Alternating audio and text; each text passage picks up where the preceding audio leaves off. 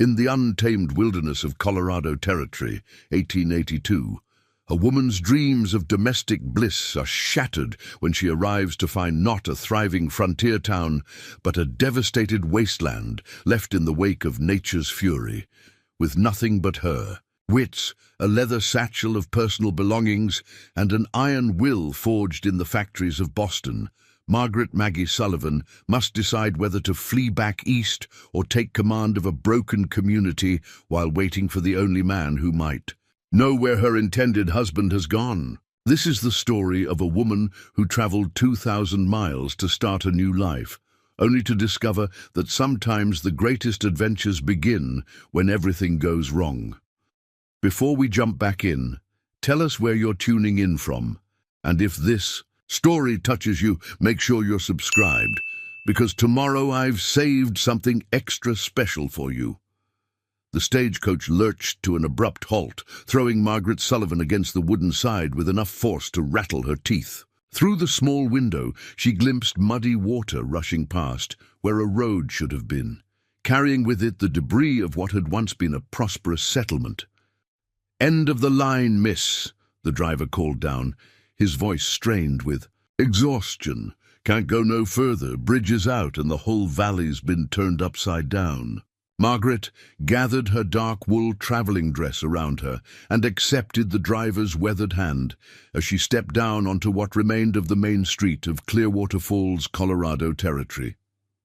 The name, she realized with bitter irony, had proven prophetic in the worst possible way. What should have been a bustling frontier town was now a landscape of devastation. Buildings stood at odd angles, their foundations undermined by the floodwaters that had clearly raged through only days before. Mud caked everything in sight, and the acrid smell of standing water mixed with the earthy scent of displaced soil filled her nostrils. Where the town square should have been, a massive pile of debris created an artificial hill of broken timber, overturned wagons, and household goods. "Sweet Mother of God," Margaret whispered, her Boston Irish accent thickening with shock. She had expected to step into the arms of Thomas Brennan, the gentle rancher whose letters had won her heart over 6 months of correspondence. Instead, she found herself ankle-deep in mud, staring at what appeared to be the remains of civilization. The stagecoach driver, a grizzled man named Pete Hawthorne, was already unloading her trunk and carpet bag from the roof of the coach. "Sorry, miss, but I got to turn around and head back to Denver before dark. These mountain roads ain't safe after what happened here." "What did happen here?" Margaret asked, lifting her skirts to navigate around a overturned water trough. "Mr. Brennan wrote that Clearwater Falls was a thriving community with over 300 residents." Hawthorne paused in his work, his expression growing somber. "Was, miss. That's the key word. 3 nights ago, the dam up in Bear Creek Canyon gave way. All that snowmelt from the unusually warm spring, plus the heavy rains we've been having, it was just too much. The whole thing came down like the hand of God himself." Margaret felt her heart sink into her stomach. "And the people, the residents, most got out alive, thanks to Samuel Ridge," Hawthorne continued, hefting her trunk to the ground with a grunt. "He's the territory's best tracker and guide. Man knows these mountains like the back of his hand. Soon as he saw the signs that the dam was weakening, he rode through town in the middle of the night, banging on doors, getting folks to higher ground." "Samuel Ridge," Margaret repeated, filing the name away. "Where is he now?" Hawthorne's expression darkened further. "That's the thing, miss. After he got everyone evacuated, he went back to look for stragglers. Found your intended, Thomas Brennan, trying to save his livestock. Both of them got caught in a secondary flood when another section of the dam broke loose." The words hit Margaret like a physical blow. "Thomas? Is he—" "Don't rightly know, miss. Ridge and Brennan both got swept downstream. Ridge's horse came back riderless 2 days ago, but no sign of either man. Could be they made it to safety somewhere downriver. Could be—" He didn't finish the sentence, but Margaret understood the implication. She stood in the muddy street, her carefully planned future crumbling around her like the buildings of Clearwater Falls. At 26 years old, she had saved every penny from her job at the textile mill in Boston to make this journey. Her few remaining relatives had thought her mad for answering a rancher's advertisement for a bride, but Thomas's letters had painted such a vivid picture of life in the Colorado mountains that she had fallen in love with both the man and the dream he offered. Now, surrounded by devastation, with her intended missing and possibly dead, Margaret faced a choice that would define the rest of her life. She could return to Boston with Pete Hawthorne, resume her position at the mill, and live out her days in the grey industrial landscape she had been so eager to escape. Or she could stay and face whatever challenges this broken town might offer. Movement near what had been the general store caught her attention. A woman emerged from the tilted building, her dress torn and muddy, carrying a crying infant. Behind her came two small children, their faces streaked with dirt and tears. The woman's eyes met Margaret's across the debris-strewn street, and in that gaze, Margaret saw a desperation that cut straight to her soul. "Ma'am!" the woman called out, stumbling through the mud toward them. "Are you the teacher, the one who was supposed to come on the Thursday stage?" Margaret shook her head. "I'm Margaret Sullivan. I came to marry Thomas Brennan." The woman's face fell. "Oh, we'd heard tell that the territorial government was sending a teacher to help us rebuild. I'm Sarah Coleman. This is my baby Emma and my children, Billy and Mary." She gestured to the muddy youngsters clinging to her skirts. "Where are your husbands?" Margaret asked, though she feared she already knew the answer. "My husband John went with a group of men to try to recover what they could from the downstream settlements. That was 3 days ago. We haven't heard anything since." Sarah's voice cracked with exhaustion and worry.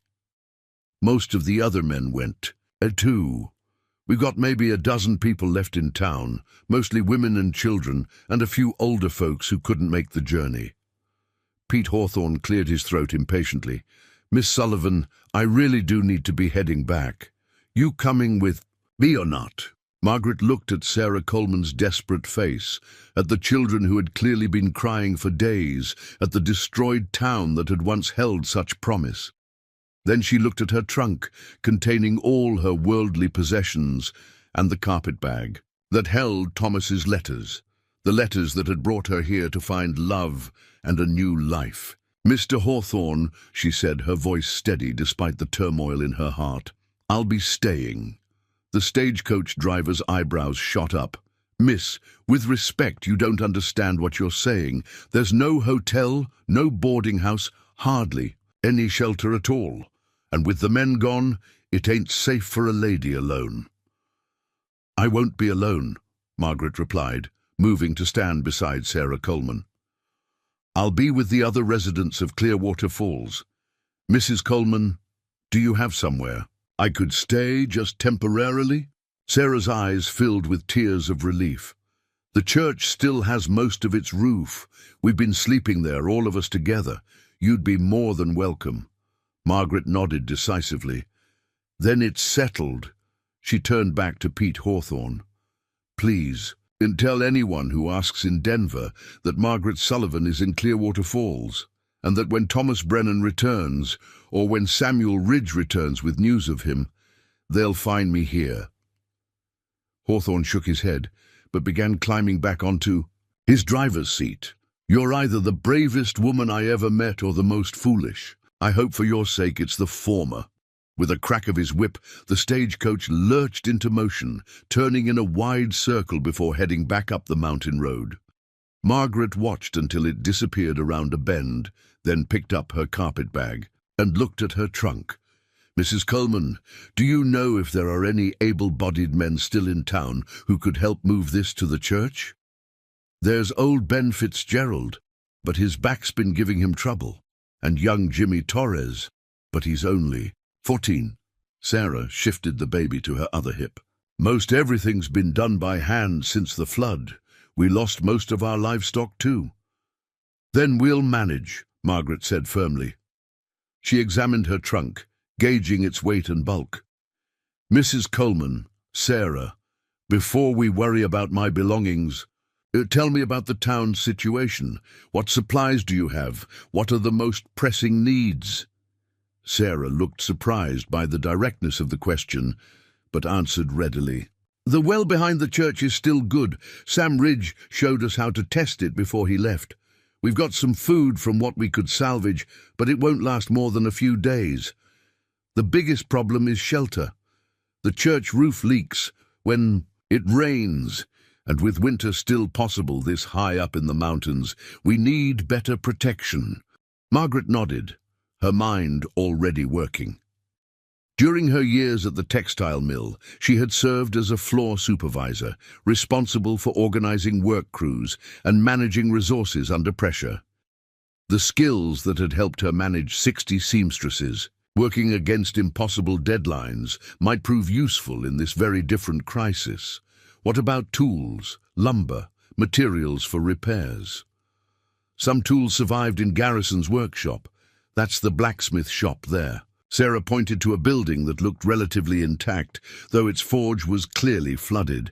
As for lumber, there's plenty scattered around, but it's all mixed up with mud and debris. Would take considerable work to sort through it and see what's still usable. Margaret surveyed the town with fresh eyes, not seeing the destruction, but the possibilities. The buildings might be damaged, but most were still standing. The infrastructure was disrupted, but not destroyed. What the community lacked was not resources, but organization, leadership, and hope. Sarah, I want you to gather everyone tonight at the church. Every person still in Clearwater Falls. We're going to make some plans. Plans? Sarah's voice was hesitant. Ma'am, I appreciate what you're trying to do, but we're just trying to survive until the men get back. Surviving isn't enough, Margaret said, surprising herself with the conviction in her voice. Thomas Brennan chose this town for a reason. He wrote to me about its potential, its promise. I don't know when he'll return, or when Samuel Ridge will return with news, but I do know that we can't just wait for rescue. We have to rescue ourselves. As if summoned by her words, the sound of a horse's hooves echoed through the valley. Both women turned hopefully toward the road, but instead of a returning husband or the tracker they all hoped for, a lone rider approached, a weathered man in a territorial marshal's badge. Mrs. Coleman, he called out as he drew near. I'm Marshal David Hayes from the territorial capital. I came as soon as word reached us about the flood. How many survivors do you have here? Sarah looked at Margaret, then back at the marshal. 13, sir, counting the children. 14 now, she added, nodding toward Margaret. Marshal Hayes dismounted, his expression grim. I'm afraid I have news about the men who went downstream. We found their camp about 30 miles south of... Here, signs of another flood, recent. No survivors that we could find, but also no bodies. Could be they made it to safety further downstream. Could be the water carried them off. Margaret felt Sarah sag beside her, the weight of this news almost too much to bear. But instead of despair, Margaret felt something else rising within her. A fierce determination that surprised her with its intensity. Marshal Hayes, she said, stepping forward, what resources can the territorial government provide for the survivors here? The marshal looked surprised to be addressed so directly by a woman he didn't recognize. And you are? Margaret Sullivan. I arrived today to marry Thomas Brennan, only to find this situation. Mrs. Coleman and the others have been struggling alone for 3 days. They need immediate assistance. Hayes removed his hat, running a hand through his graying hair. Miss Sullivan, I'll be honest with you. The territorial government is stretched thin. There are 3 other communities that were hit by flooding in the past month. Our resources are limited, and Clearwater Falls. He gestured at the devastation around them. Most officials think it would be better to relocate the survivors to established towns rather than try to rebuild here. Relocate? Sarah's voice was sharp with indignation. "This is our home. Our lives are here." "Ma'am, I understand your feelings," Hayes said gently, "but rebuilding would require significant resources, expertise, and leadership that we can provide ourselves," Margaret interrupted. "Marshall, give us 2 weeks, 2 weeks to show that this community can rebuild and thrive. If we can't demonstrate real progress in that time, then we'll consider relocation." Hayes stared at her as if she had spoken in a foreign language. "Miss Sullivan, with respect, you just arrived. You don't understand the scope of what you're suggesting. I understand that 13 people have survived a disaster that could have killed them all," Margaret replied firmly. "I understand that they've managed to stay alive and help each other for 3 days without outside assistance. And I understand that sometimes the most important thing a community needs is someone willing to believe in its future." Sarah Coleman straightened beside her, the baby still in her arms, but her voice growing stronger. "Marshall Hayes, if Miss Sullivan thinks we can do this, then I say we try. I'd rather die trying to rebuild my home than live as a refugee in someone else's town." Hayes looked between the two women, then at the devastation around them, then back at Margaret's determined face. "2 weeks," he said finally. "I'll put in my report that the survivors of Clearwater Falls are attempting to rebuild under temporary leadership. But if you can't show substantial progress, the territorial government will mandate relocation for your own safety." "We'll show progress," Margaret said with a confidence she didn't entirely feel. "When Samuel Ridge returns, he'll find a town worth coming back to." As Marshall Hayes mounted his horse and rode away toward Denver, Margaret stood in the muddy street of Clearwater Falls and felt the weight of 13 lives settling on her shoulders. She had come here to be a wife, to build a quiet domestic life with a man she had never met but had learned to love through his letters. Instead, she found herself about to become something she had never imagined, the leader of a frontier community, fighting for its very survival. The sun was beginning to set behind the mountain peaks, casting long shadows across the debris-filled valley. In a few hours, she would address the surviving residents of Clearwater Falls and ask them to trust her with their futures. She had no idea if she was capable of the task she had set for herself, but she knew one thing with absolute certainty. She would not let this community die on her watch. Thomas Brennan had written to her about the strength and spirit of the people who chose to build their lives in the wilderness. Tomorrow, she would find out if that strength was real and if it was enough to rebuild a town from the ashes of disaster. Preparing and narrating this story took us a lot of time, so if you are enjoying it, subscribe to our channel. It means a lot to us. Now back to the story. The interior of the Clearwater Falls Church was a study in makeshift survival. Blankets hung from rope lines to create private spaces for families, while cooking pots and salvaged belongings were organized in careful piles along the walls. The smell of wood smoke from a small fire built in what had once been the vestry, mixed with the lingering dampness of flood damage. Margaret stood before the assembled survivors, her hands clasped behind her back to hide their trembling. 13 faces looked up at her with expressions ranging from desperate hope to skeptical wariness. In the flickering candlelight, she could see the toll the past 3 days had taken on each of them. "Ladies and gentlemen," she began, her voice carrying the authority she had learned to project over the noise of textile machinery, "I know you don't know me, and I know you have every reason to doubt that an outsider can understand your situation. But I'm here, and I'm not leaving, so let's talk about what we're going to do." An elderly man with a white beard raised his hand. "Miss Sullivan, I'm Ben Fitzgerald. Been living in Clearwater Falls for 8 years, since before there was much. More than a trading post here. With respect, Mom, you seem like a fine lady, but organizing folks and rebuilding a town are 2 different things entirely." Margaret nodded, acknowledging his concern. You're absolutely right, Mr. Fitzgerald. I've never built a town, but I have managed 60 workers under impossible deadlines in a Boston textile mill. I've organized supply chains, managed resources, and kept people working together when everything seemed hopeless. The skills aren't identical, but they're not entirely different either. A woman in her 40s, her graying hair pulled back severely, spoke up. I'm Helen Morrison.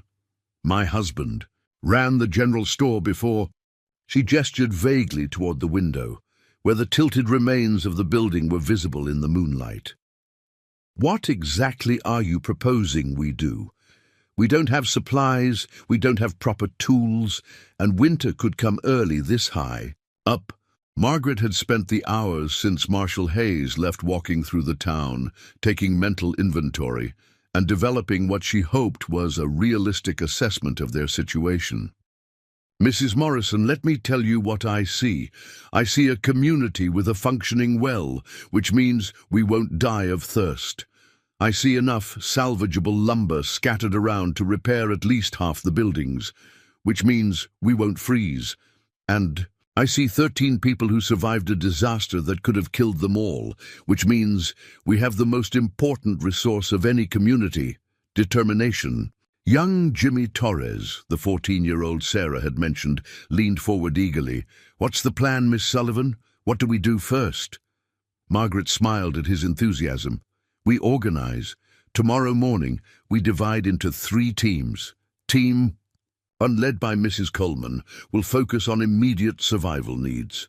Food inventory, cooking arrangements, and basic sanitation. Team 2, led by Mr. Fitzgerald, will assess building damage and begin sorting salvageable materials.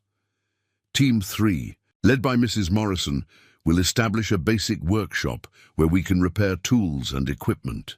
And what will you be doing while we're doing all the work? The question came from a man Margaret hadn't been introduced to, his tone carrying a clear challenge. I'll be doing what every good supervisor does, Margaret replied evenly. Making sure each team has what it needs, solving problems as they arise, and planning the next phase of work.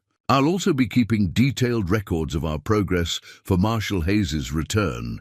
Ben Fitzgerald stroked his beard thoughtfully. Miss Sullivan, even if we can get some basic repairs done, we're still talking about rebuilding an entire community. The sawmill is gone, the bank is flooded, the school is... He shook his head. How do we replace all that? Margaret had been hoping someone would ask this question. We don't try to replace it all at once, Mr. Fitzgerald. We prioritize. What does Clearwater Falls need to function as a basic community? Shelter, obviously. A general store or trading post for supplies. Eventually, a school for the children. But we build back gradually, focusing on what's essential first. Helen Morrison frowned. And how do we pay for supplies? Most of us lost everything in the flood. The bank's records are destroyed, so even if people had money deposited, there's no way to prove it. This was the question Margaret had been dreading, because she didn't have a complete answer. Mrs. Morrison, we'll have to be creative. We have skills and labor to trade. We have some salvageable goods and... She hesitated, then decided on honesty. I have some savings from my years at the mill. Not enough to rebuild a town, but enough to get us started. A murmur ran through the assembled group. Sarah Coleman spoke first. Miss Sullivan, we can't ask you to spend your own money on our town. You're not asking, Margaret replied firmly. I'm offering. I came here to build a life, and this is where that life begins. Whether Thomas returns tomorrow or in 6 months, Clearwater Falls is my home now. The man who had challenged her earlier stood up. I'm Frank Walsh. I ran the livery stable before the flood took it and most of my horses with it. His expression had softened somewhat. Miss Sullivan, I apologize for my tone earlier. It's just, we've been disappointed before. Territorial promises that never materialized. Investors who took our money and vanished. You can understand why we might be skeptical of grand plans. Margaret nodded. I can, Mr. Walsh. That's why I'm not making grand plans. I'm making practical ones. Tomorrow we start with small, achievable goals. We repair the church roof properly. We set up a functional kitchen. We begin sorting through the debris for usable materials. Nothing dramatic, nothing impossible, just steady progress. An older woman Margaret hadn't met spoke up. I'm Martha Pierce. I was the town's seamstress. She looked around at the assembled group. Miss Sullivan, what you're describing sounds reasonable, but there's something we haven't discussed. What happens if our men don't come back? What happens if Samuel Ridge doesn't return with good news about Thomas Brennan? The question hung in the air like smoke from the fire. Margaret had been asking herself the same thing since Pete Hawthorne's stagecoach had disappeared around the mountain bend. Mrs. Pierce, she said slowly, I don't know. I hope Thomas is alive, and I hope he'll return. I believe Samuel Ridge is the kind of man who keeps his word, and he'll come back with news one way or another. But if they don't, she paused, looking around at each face in the candlelight. If they don't, then we build something here that's worth having even without them. We create a community that can survive and thrive regardless of who comes or goes. Jimmy Torres raised his hand again.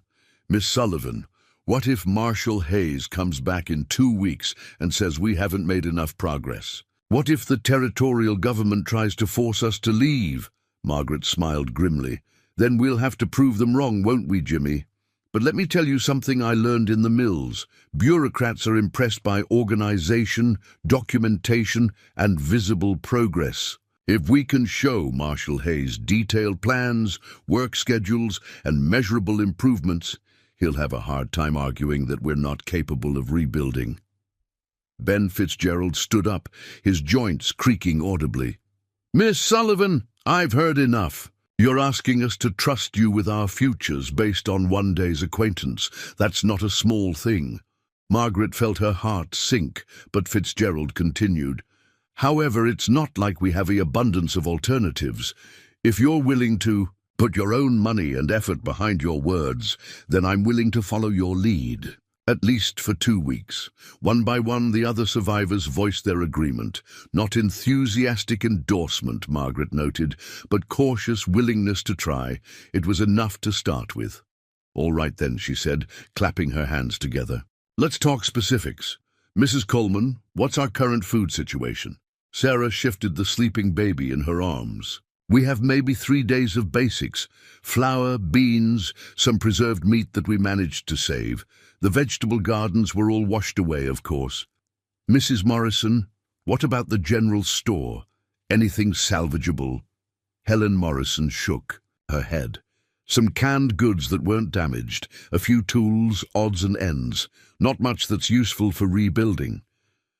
Margaret nodded, making mental notes. Mr. Walsh, you mentioned losing most of your horses. How many do we have for transportation and heavy work?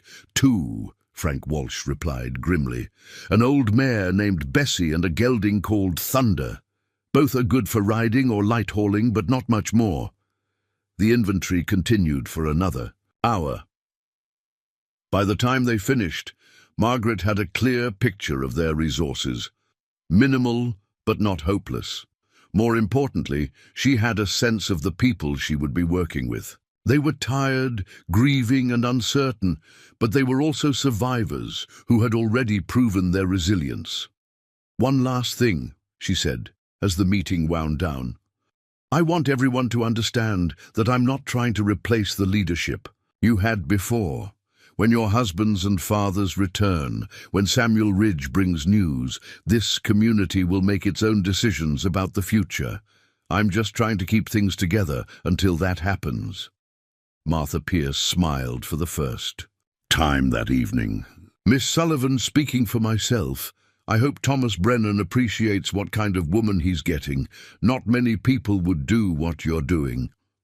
As the survivors settled into their makeshift beds around the church, Margaret found herself sitting beside the small fire in the vestry, staring into the flames and wondering what she had gotten herself into. 24 hours ago, she'd been a passenger on a stagecoach, dreaming of a quiet domestic life with a rancher she had never met.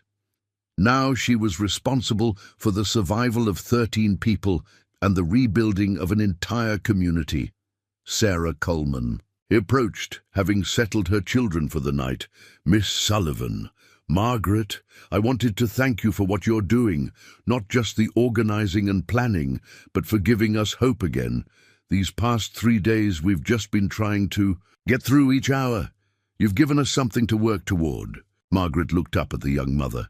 Sarah, can I ask you something? Do you really think we can do this? Rebuild the town, I mean. Sarah was quiet for a moment, then nodded slowly. I think we have to try. My children need to grow up somewhere. They can be proud of, not in some charity shelter in a strange city.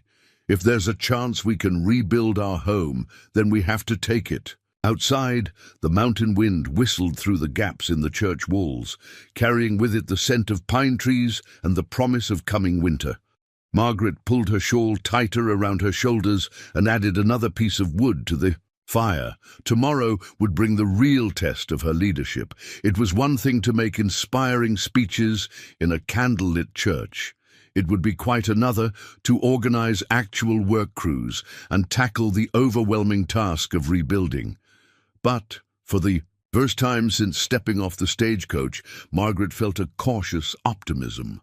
These people had survived the worst disaster in their town's history. With organization, determination, and a little luck, maybe they could survive her leadership too. As she finally settled down on her own blanket near the fire, Margaret's last thought before sleep was of Thomas Brennan and Samuel Ridge, somewhere, out there in the Colorado wilderness. Whether they were alive or dead, safe or in danger, she had made a promise to keep their community alive until answers came. Tomorrow, she would find out if she was capable of keeping that promise. Dawn broke grey and cold over Clearwater Falls, with low clouds clinging to the mountain peaks like tattered shrouds. Margaret woke to the sound of rain pattering against the church windows and the distant rumble of thunder echoing through the valley. As she sat up on her makeshift bed, water dripped steadily through a gap in the roof she hadn't noticed the night before, landing with hollow plops in a tin basin someone had strategically placed. "Morning, Margaret," Sarah Coleman whispered, trying not to wake the children still sleeping nearby. "I've been up since before dawn. The rain started about an hour ago." Margaret wrapped her shawl around her shoulders and moved carefully between the sleeping forms scattered across the church floor. Through the cracked window, she could see that what had been muddy streets yesterday were now small rivers carrying fresh debris downstream. Her heart sank as she realized their first day of organized work would have to begin with bailing water instead of sorting lumber. "How bad is the flooding inside the other buildings?" she asked, joining Sarah near the small cooking fire.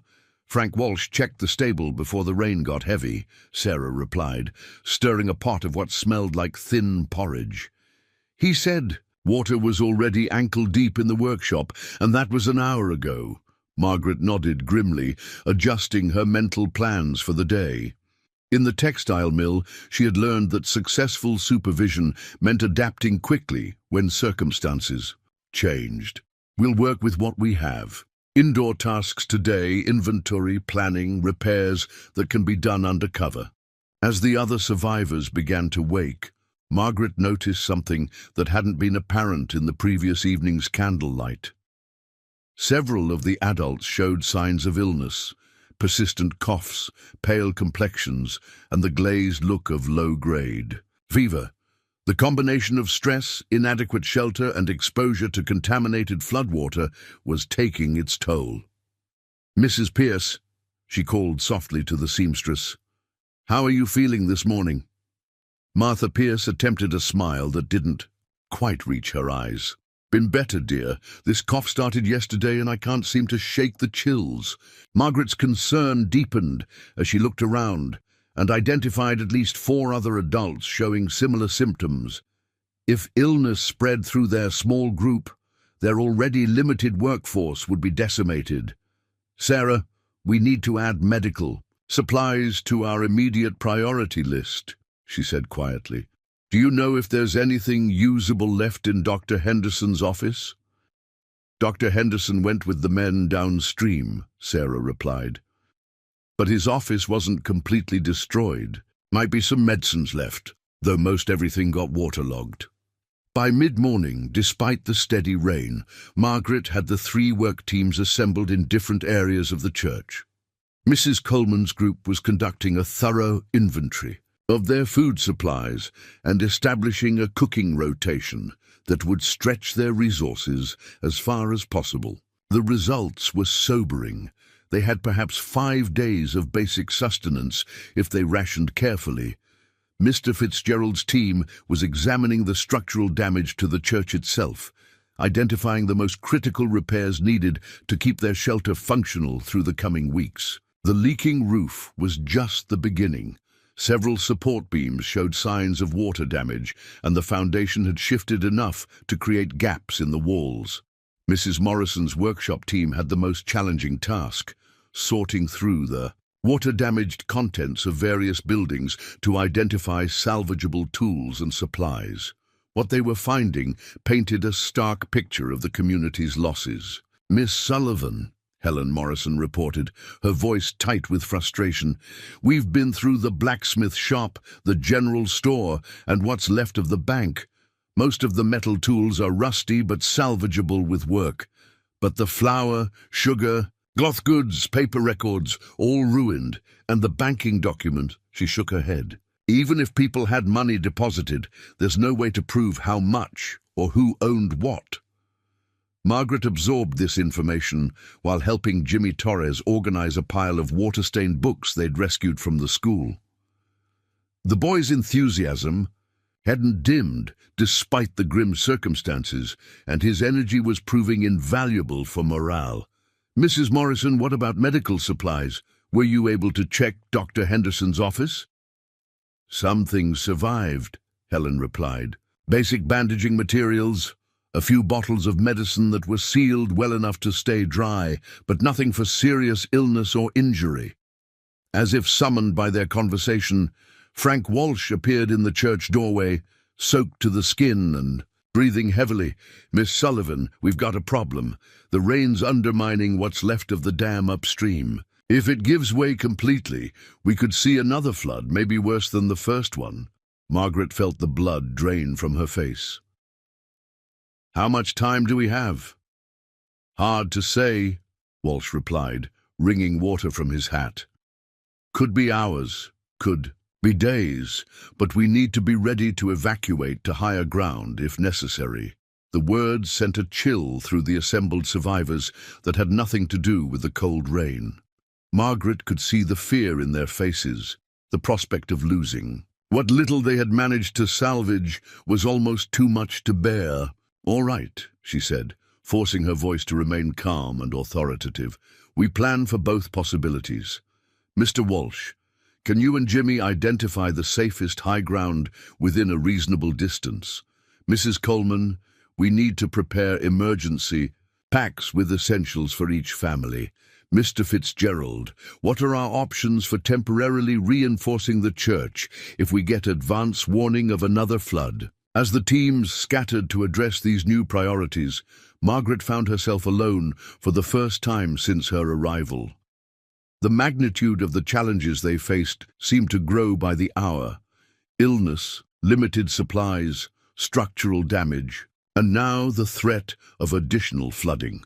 She had promised Marshal Hayes 2 weeks of progress, but she was beginning to wonder if they would survive 2 more days. A soft knock on the church door interrupted her brooding. She opened it to find a stranger, a man in his 30s with dark hair and intelligent eyes, leading a pack horse loaded with supplies. Miss Sullivan, he asked, removing his hat despite the rain. I'm Dr. Michael Crawford from Denver. I heard about the situation here and thought you might need medical assistance. Margaret stared at him in amazement. Dr. Crawford, you're an answer to prayer. How did you know to come? Marshal Hayes stopped by my practice on his way back to the capital. Crawford explained, shouldering a large medical bag. He mentioned you had survivors in need of care. I specialize in frontier medicine, treating communities that don't have regular medical services. Margaret quickly ushered him inside, her mind racing with relief and new possibilities. Doctor, we have several people showing signs of illness, probably from exposure and contaminated water. And we're facing the possibility of another flood if the remaining dam structure fails. Crawford nodded professionally, already scanning the assembled survivors with a practiced eye. Typical post-disaster health issues. I brought supplies for water purification, basic antibiotics, and emergency medical care. I can stay for about a week before I need to return to Denver. A week might be enough to get us stabilized, Margaret said gratefully. What do you need from us? Space to set up a proper examination area and assistance from someone with steady hands, Crawford replied. And Miss Sullivan? I also brought news from Denver. There's been some political interest in your situation. Margaret's heart skipped. What kind of political interest? The territorial governor is facing pressure from railroad interests about land development in this region, Crawford explained, lowering his voice. There's apparently significant mineral potential in these mountains, and some powerful people are very interested in acquiring land that might be abandoned due to the flood. The implications hit Margaret like a physical blow. You're saying there are people who want Clearwater Falls to fail, who might actually benefit if we're forced to relocate? Crawford nodded grimly. I can't prove anything, but Marshal Hayes mentioned that he'd received some unusual pressure to recommend immediate relocation rather than giving you time to rebuild. It's possible you're facing more obstacles than just natural disasters. Margaret sank onto a nearby bench, the weight of this revelation combining with all the other challenges they faced. Not only were they fighting flood damage, illness, and limited resources, but they might also be fighting against powerful interests who wanted them to fail. Miss Sullivan, Dr. Crawford said gently, I know this is a lot to absorb, but I also want you to know that there are people in Denver who are impressed by what you're attempting here. Some influential citizens who believe communities like this represent the true spirit of the territory. You're not entirely without allies. Margaret looked around the church at the survivors who had trusted her with their futures. Sarah Coleman was patiently teaching her children to help with inventory tasks. Ben Fitzgerald was explaining construction techniques to Jimmy Torres with the patience of a grandfather. Helen Morrison was carefully cleaning and organizing salvaged tools with methodical precision. These people had survived one disaster and were preparing to face another. They had welcomed a stranger and followed her leadership based on little more than her willingness to stay and fight alongside them. The idea that powerful men in distant offices might be working to destroy their efforts filled her with an anger she hadn't known she possessed. Dr. Crawford, she said, standing up with renewed determination, I want you to tell your influential friends in Denver something.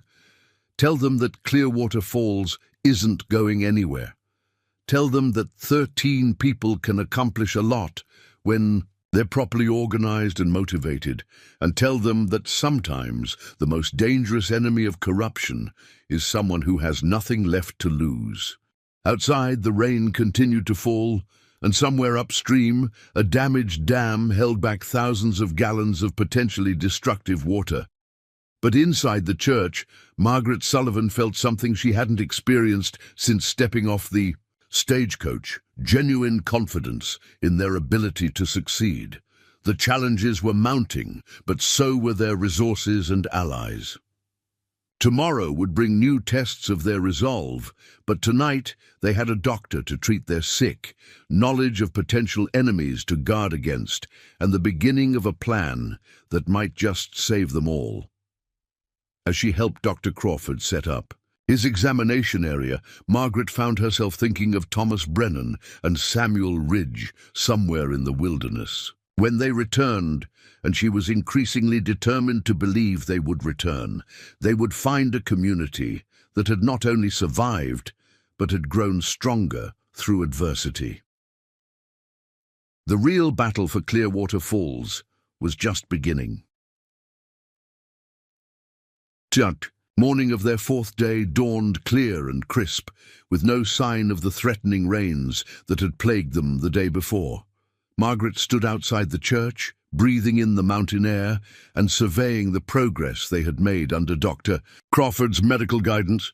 The 6 survivors were responding well to treatment, and the immediate threat of the dam collapse had receded as the water levels dropped overnight. For the first time since her arrival, Margaret allowed herself a moment of cautious optimism. The 3 work teams had found their rhythm, and even with their limited resources, they were beginning to make visible improvements to their situation. The church roof had been patched, a functional outdoor kitchen had been established, and they had successfully sorted nearly a quarter of the salvageable materials from the debris. That optimism was shattered by the sound of approaching horses. Not the single rider they had been hoping for, but a group of at least 6 men riding hard toward the town. "Miss Sullivan!" Frank Walsh called out from his position near the stable. "Riders coming in from the east. They're pushing their horses pretty hard." Margaret felt her stomach tighten as she recognized the implications. No one pushed horses that hard unless they were running from something, chasing something, or carrying urgent news. None of those options seemed likely to bring good fortune to Clearwater Falls. As the riders drew closer, Margaret could make out their leader, a well-dressed man in an expensive coat, flanked by what appeared to be hired guns rather than territorial officials. The group reined in near the church, and their leader dismounted with the confidence of someone accustomed to being obeyed. "I'm looking for the woman calling herself the temporary leader of this settlement," he announced, his voice carrying the cultured tones of Eastern education mixed with Western authority. "I'm Robert Dalton, representing the Colorado Mountain Development Company." Margaret stepped forward, instinctively straightening her shoulders. "I'm Margaret Sullivan. What business does your company have in Clearwater Falls?" Dalton smiled, but there was nothing warm in the expression. "Miss Sullivan, I'm here to make you and the other survivors a very generous offer. My company is prepared to purchase all remaining claims and property rights in Clearwater Falls at fair market value. More than fair, actually, considering the current condition of the settlement." "Mr. Dalton," Margaret replied carefully, "I'm not sure what authority you think I have to negotiate property sales. I'm simply helping coordinate relief efforts until the regular residents return." "Ah, but that's the issue, Miss Sullivan," Dalton said, pulling a folded document from his coat. "I have here a report from territorial surveyors indicating that this valley is unsuitable for permanent habitation due to recurring flood risks. The territorial government is prepared to condemn the entire area as a public safety hazard." Margaret felt the blood drain from her face, but she kept her voice steady. "That's very convenient timing, Mr. Dalton. The territorial government gave us 2 weeks to demonstrate our ability to rebuild. We've been here less than 4 days. Circumstances change, Miss Sullivan. New information has come to light." Dalton's tone suggested he was being patient with a slow child. "The geological survey completed yesterday shows that the entire dam structure upstream is fundamentally unsound. Another flood is not just possible, but inevitable." Dr. Crawford emerged from the church, followed by several of the survivors who had obviously been listening to the conversation. "Mr. Dalton," the doctor interrupted, "I'm Dr. Michael Crawford from Denver. Might I ask who conducted this geological survey?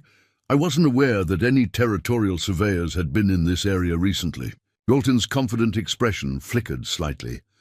"The survey was conducted by private contractors working under territorial authority, Doctor. The details are technical and not really relevant to this discussion." "On the contrary," Dr. Crawford replied smoothly, As the current medical officer for this community, I'm very interested in any scientific assessment that might affect the health and safety of my patients. Could you provide the name of the surveying company and the date of their assessment? Margaret watched this exchange with growing understanding.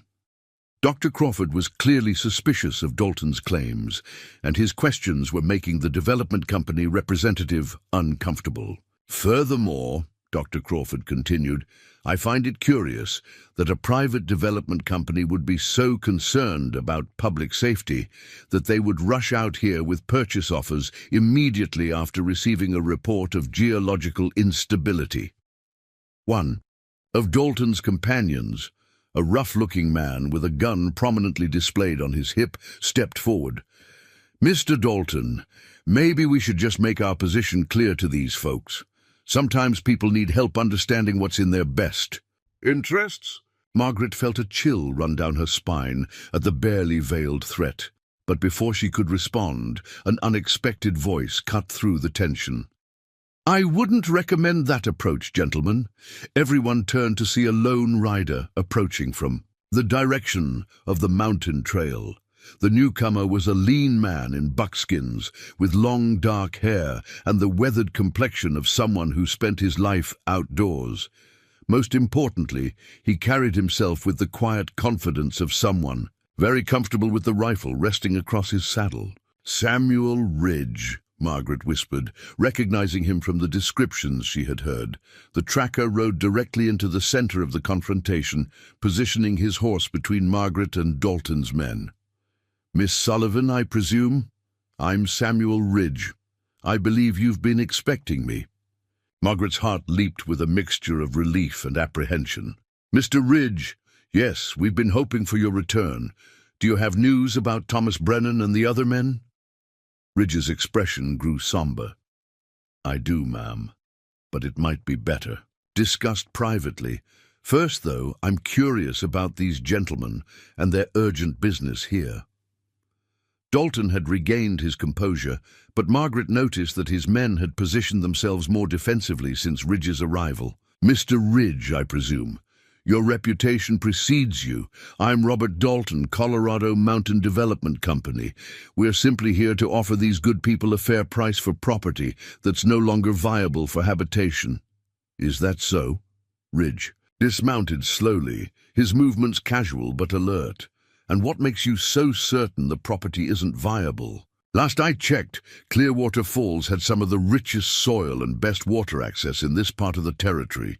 Recent geological surveys indicate, Dalton began. Recent surveys, Ridge interrupted. Funny thing about that. I've been tracking through these mountains for the past week, and I haven't seen any survey teams. Of course, I did notice some interesting activity down at the old mining claims about 10 miles south of here. Lot of new equipment being moved in, lot of fresh survey stakes being planted. Margaret saw Dalton's jaw tighten almost imperceptibly. The tracker's words were painting a very different picture of the Colorado Mountain Development Company's interests in the area. Mr. Ridge, Dalton said, his voice taking on a harder edge, I don't know what you're implying, but my company's activities are entirely legitimate and properly authorized by the territorial government. Oh, I'm sure they are, Ridge replied, with a slight smile that didn't reach his eyes. Just like I'm sure it's pure coincidence that you showed up here with purchase offers right after a convenient geological survey declared the area uninhabitable. Sarah Coleman had joined the growing crowd of survivors watching this confrontation.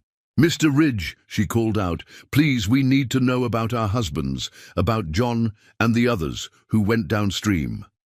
Ridge nodded to her with obvious respect. Mrs. Coleman, your husband and the other men are alive. They're about 30 miles downstream, helping another community that was hit by the same flood system.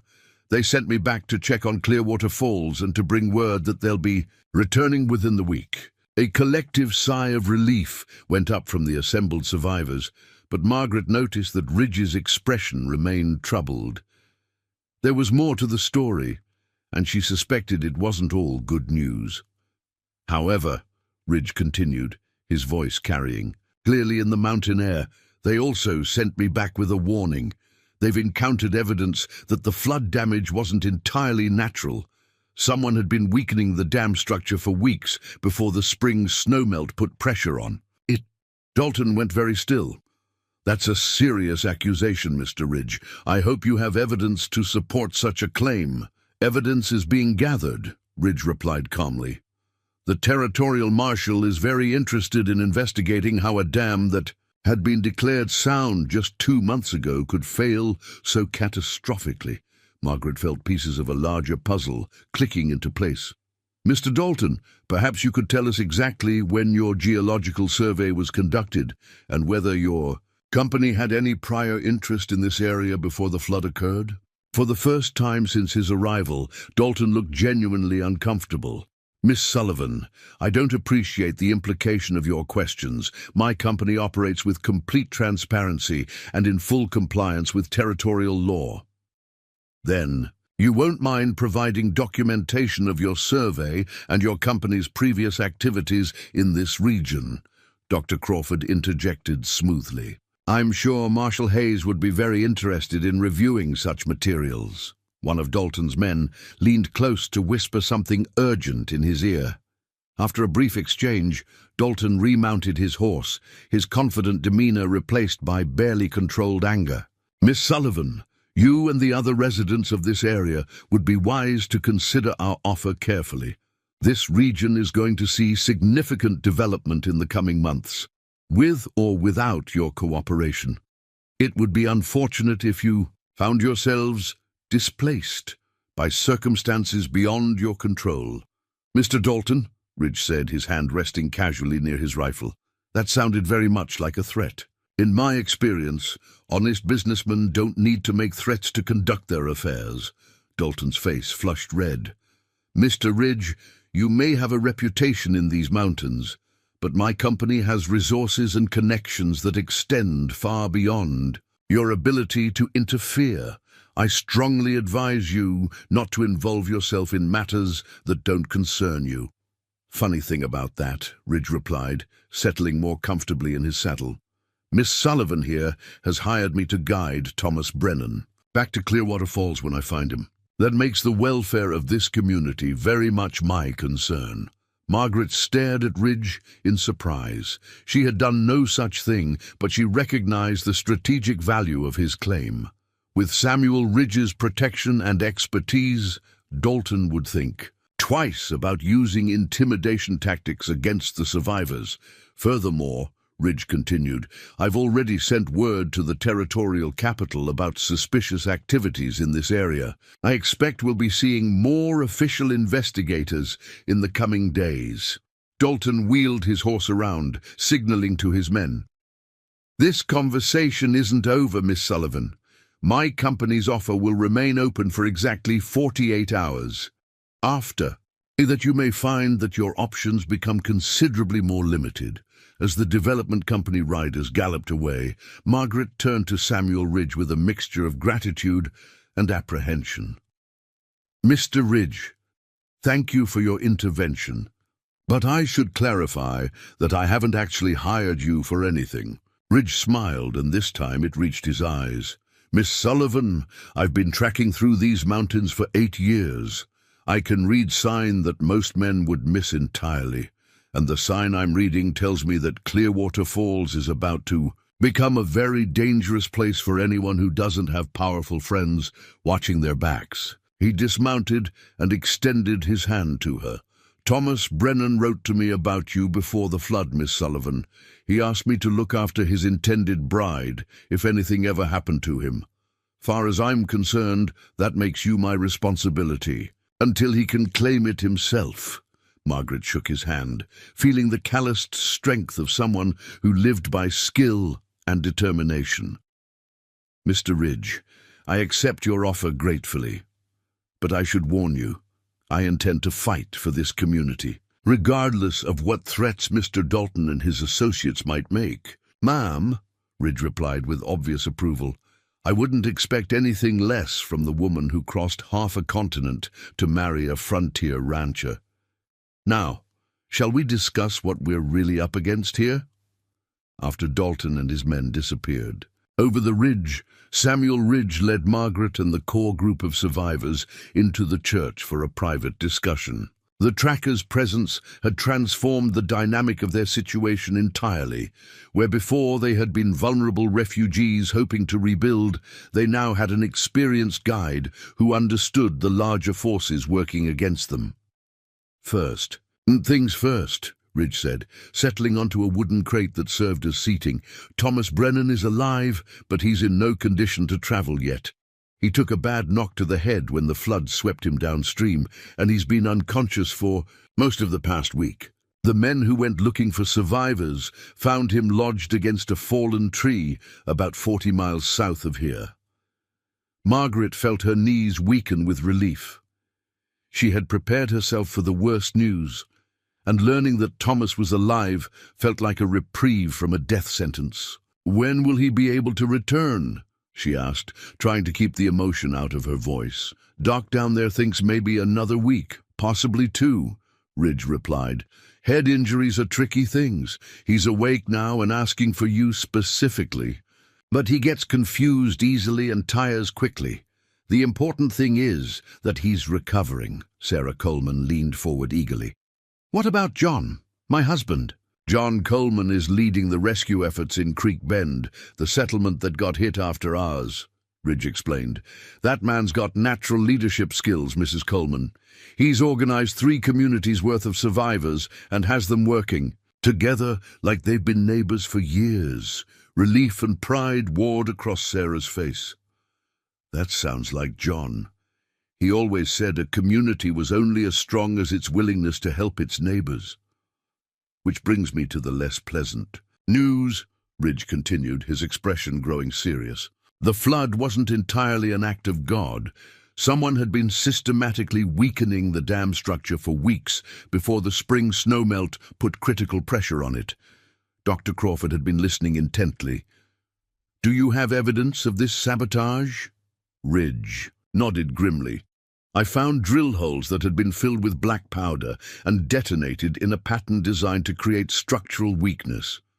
Whoever did this knew exactly what they were doing. They wanted the dam to fail, but not immediately. They wanted it to collapse under natural pressure so it would look like an accident." Margaret felt a cold fury building in her chest. "Someone deliberately caused the flood that killed families and destroyed our community." "More than that," Ridge said. "The same explosive residue I found at our dam was present at the Creek Bend dam site. This wasn't an isolated incident. Someone systematically targeted multiple communities along the river system." Frank Walsh, who had been unusually quiet during the discussion, suddenly spoke up. "Mr. Ridge, I need to tell you something. About 2 months ago, I had strangers asking questions about our dam. They claimed to be territorial inspectors, but something felt off about them." Ridge's attention focused sharply on the livery stable owner. "What kind of questions?" "Technical things mostly. How often was it inspected? Who had access to the maintenance areas? What would happen to downstream communities if it failed?" Walsh replied. "At the time, I figured they were just being thorough. But now, it sounds like reconnaissance," Ridge finished. "Mr. Walsh, can you describe these men?" One of them was well-dressed, spoke like he had education. The other was rougher, kept asking about mining claims and mineral rights in the area. Walsh paused, his face growing troubled. "Come to think of it, the educated one looked a lot like that Dalton fellow who was here this morning." Margaret exchanged glances with Dr. Crawford. The pieces of the conspiracy were falling into place with terrifying clarity. "There's more," Ridge continued. "I spent some time scouting the mining operations south of here before coming to town. The Colorado Mountain Development Company has been moving heavy equipment into the area for months. They've got excavation work going on that would require massive amounts of water, more water than the natural flow of the river could provide. Unless the dams were removed and all that stored water was released at once," Dr. Crawford said, understanding dawning in his voice. "Exactly.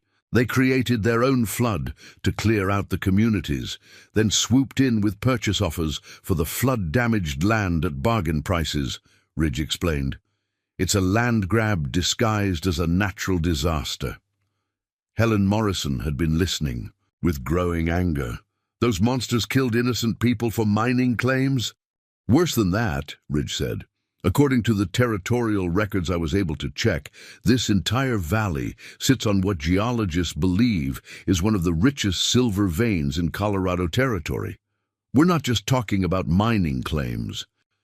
We're talking about millions of dollars in mineral wealth. Margaret stood up, pacing to the window and back as she processed this information. Everything about their situation had changed in the span of an hour. They weren't just rebuilding from a natural disaster. They were fighting against deliberate sabotage by people with enormous financial motivation to see them fail. "Mr. Ridge," she said finally, "what are our options?" Dalton made it clear that his company has resources and political connections. How do we fight something like that? Ridge smiled for the first time since beginning his explanation. "Miss Sullivan, you've already done the hardest part. You've kept this community together and functioning for nearly a week. You've documented your progress and shown that Clearwater Falls can be rebuilt.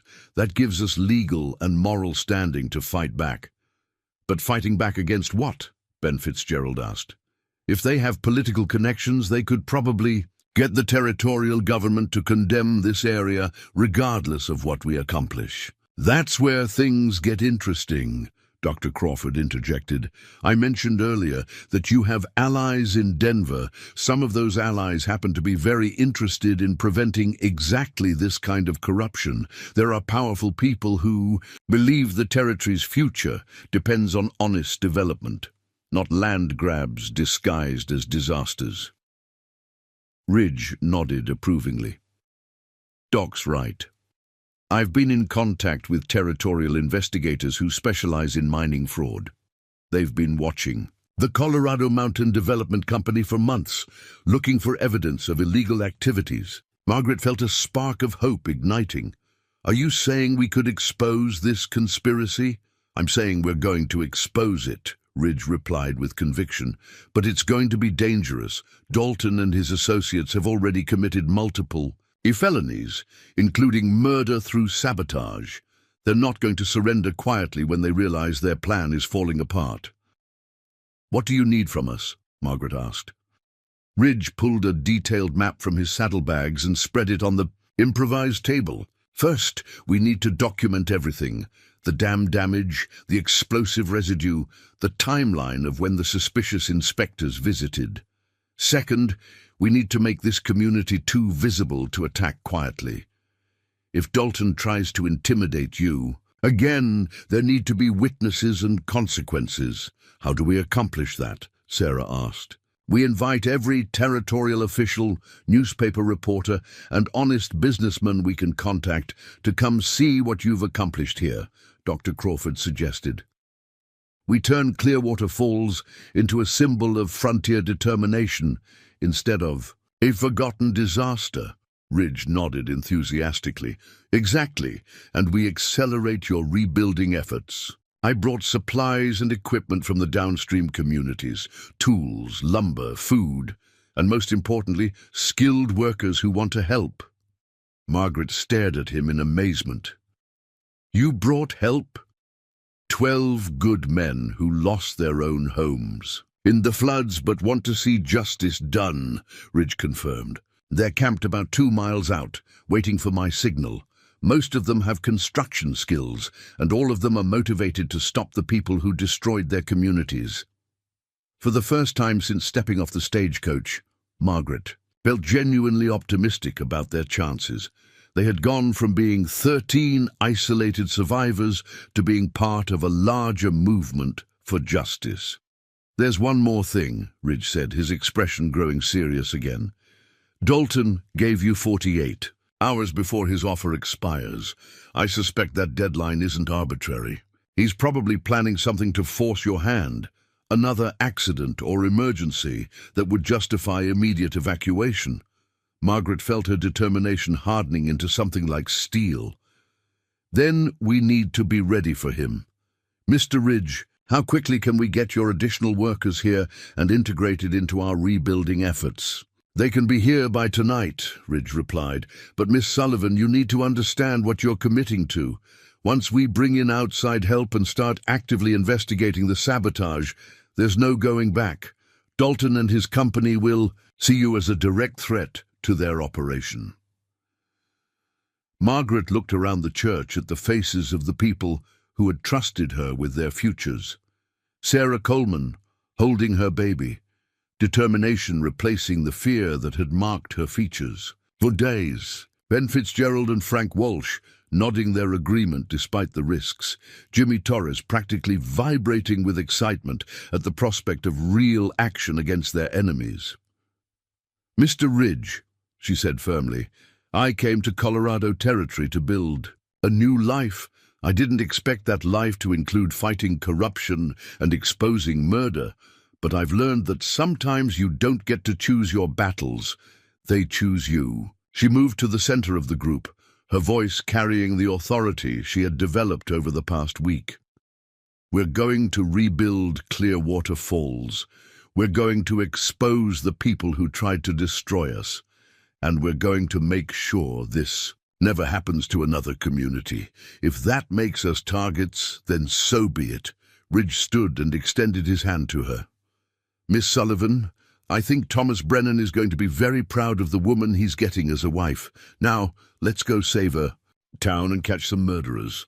As the group began making detailed plans for the next phase of their fight, Margaret felt a profound sense of purpose settling over her. She had come to Clearwater Falls expecting to become a rancher's wife.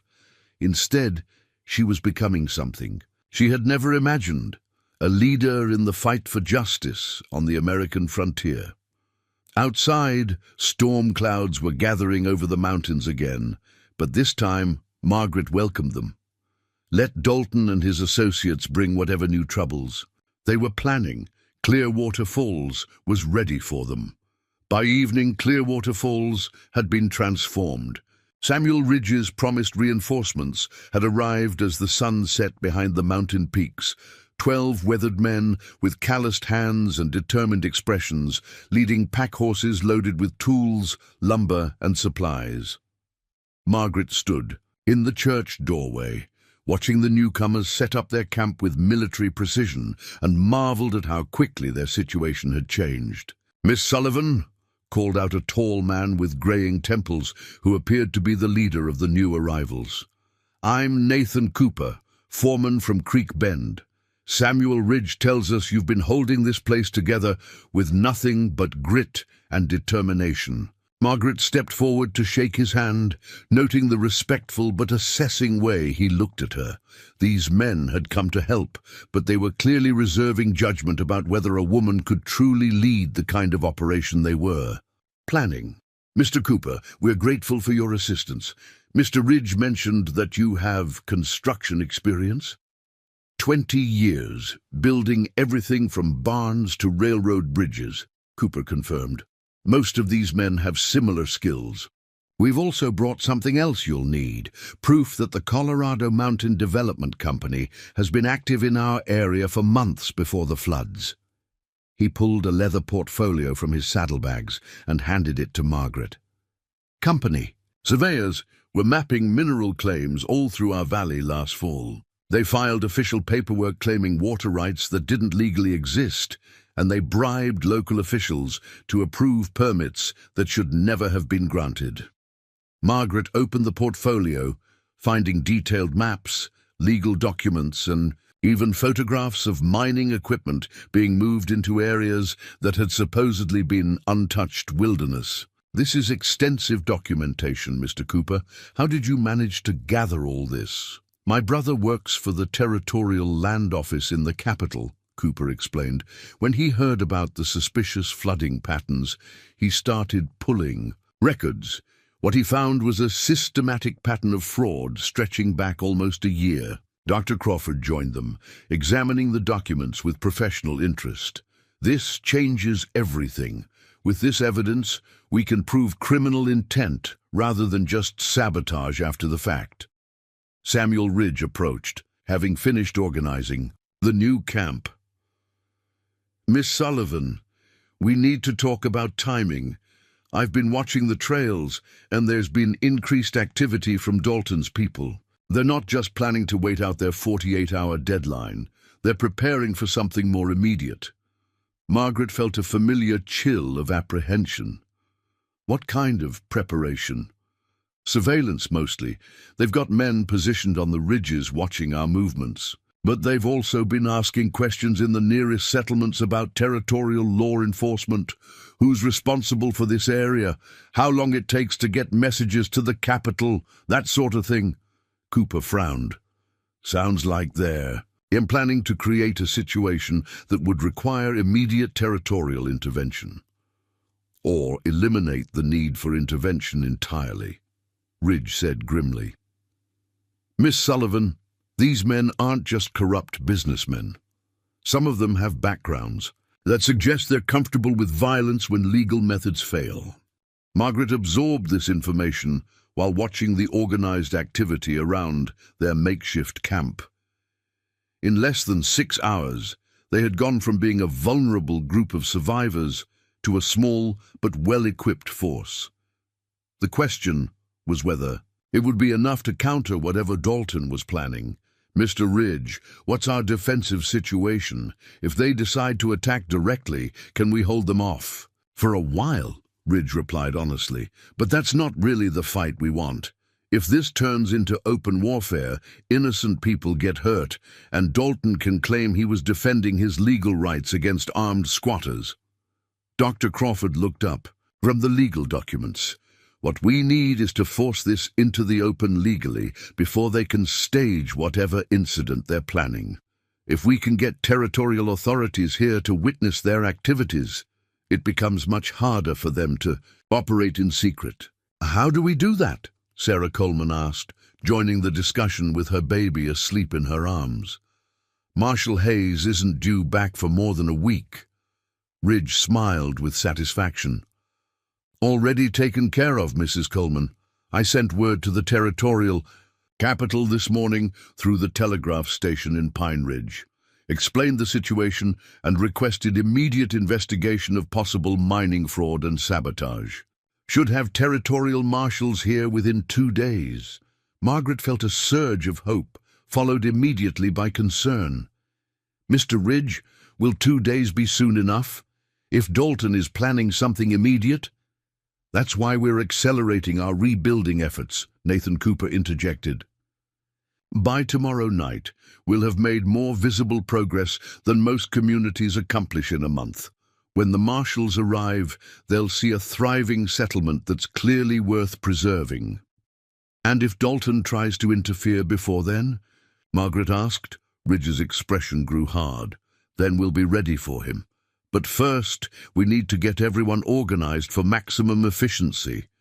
Miss Sullivan, I'm going to need you to coordinate between the different work teams. These men know construction, but they don't know this community or what your priorities are. For the next hour, Margaret found herself in the familiar role of supervisor, but on a scale she had never imagined. Instead of managing textile workers, she was coordinating the rebuilding of an entire town. Cooper's men were assigned to structural repairs on the most critical buildings. The original survivors focused on interior work and organizing supplies. Dr. Crawford established a communications center in the church, preparing reports and documentation for the arriving marshals. As the teams dispersed to begin their evening preparations, Jimmy Torres approached Margaret with obvious excitement. Miss Sullivan, Mr. Cooper says I can help with the carpentry work tomorrow. He's going to teach me how to use some of the specialized tools they brought. Margaret smiled at the boy's enthusiasm, but her mind was already racing ahead to the challenges of the next day. Jimmy, I want you to also help me with something else. We need to document everything we accomplish tomorrow. Take notes, help me keep track of materials used, work completed, that sort of thing. You mean like keeping records for the marshals? Jimmy asked, understanding immediately.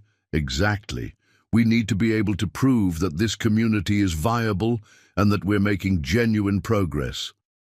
As the last of the planning sessions concluded and people began settling into their sleeping arrangements, Margaret found herself alone with Samuel Ridge near the small fire they maintained in the church vestry. "Mr. Ridge," she said quietly, "can I ask you something personal? Why are you doing this? I mean, helping us fight Dalton and his company. You could have just delivered your message about Thomas and left."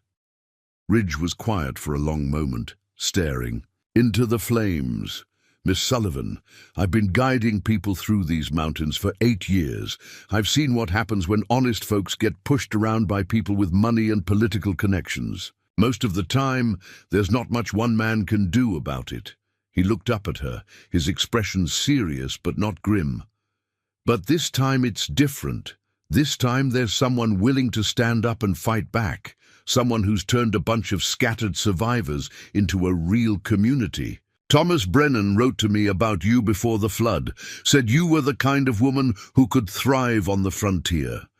He was right, but I don't think even he realized how right." Margaret felt warmth spread through her chest that had nothing to do with the fire. "Mr. Ridge, what happens if we lose? If Dalton's political connections are too strong, or if the marshals don't believe our evidence?" "Then we make it too expensive for them to win," Ridge replied firmly. "We document everything. We make sure their crimes are exposed, even if they succeed temporarily, and we make sure the story gets told in newspapers from here to Washington. Sometimes the best you can do is make the cost of corruption higher than the profit." Before Margaret could respond, Frank Walsh appeared in the doorway, his expression urgent. "Miss Sullivan, Mr. Ridge, you need to see this. There are riders approaching, at least 6 of them, and they're not trying to be quiet about it." Ridge was on his feet instantly, his hand moving to his rifle. "How far out?" "Maybe 10 minutes, Walsh replied. "But here's the strange part. They're carrying torches, riding in formation like they want to be seen." Margaret felt her stomach tighten. "It's Dalton. He's making his move early." Ridge nodded grimly. "Sounds like it. Frank, get everyone awake and ready. Don't arm them unless I give the word, but make sure they're prepared to move if necessary." As Walsh hurried away to alert the others, Ridge turned to Margaret. "Miss Sullivan, whatever happens in the next few minutes, remember that we've got the moral and legal high ground. Don't let Dalton provoke you into doing anything that could be used against us later." Margaret straightened her shoulders, feeling the familiar surge of determination that had carried her through the past week. "Mr. Ridge, I've dealt with factory owners who thought they could intimidate their workers through threats and manipulation. Dalton may have more resources, but he's not the first powerful man who's underestimated what ordinary people can accomplish when they work together." The sound of approaching hoofbeats grew louder, echoing off the mountain walls. Through the church windows, they could see the flickering light of torches moving through the darkness toward Clearwater Falls. "Here we go," Ridge muttered, checking his weapons one final time. "Whatever they're planning, we'll be ready for them." Margaret moved to stand beside him, looking out at the approaching riders. A week ago, she'd been a passenger on a stagecoach, expecting to step into a quiet domestic life. Now she was preparing to face down armed men who had committed murder to steal her community's land. The transformation still amazed her, but it no longer frightened her. Whatever Robert Dalton and his associates were planning to do, they were about to discover that the survivors of Clearwater Falls were no longer helpless victims waiting to be rescued. They were a community prepared to fight for their home.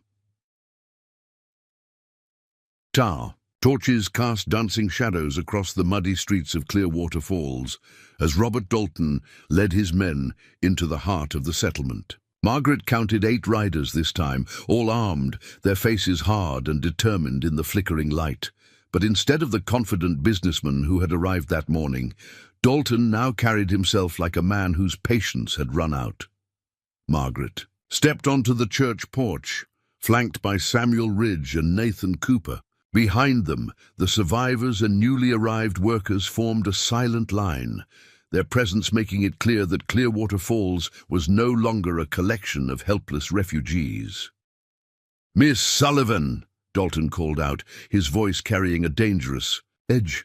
"I thought we had an understanding about my company's generous offer, yet I'm told you've been spreading malicious rumors and bringing in outside agitators to interfere with legitimate business operations." "Mr. Dalton," Margaret replied, her voice steady despite her racing heart, "the only understanding we have is that you gave us 48 hours to consider your offer. By my calculation, that deadline hasn't expired yet." Dalton's smile was cold. "Circumstances have changed, Miss Sullivan. New information has come to light about the safety hazards in this area. I'm afraid immediate evacuation is now necessary for your own protection." Ridge stepped forward slightly.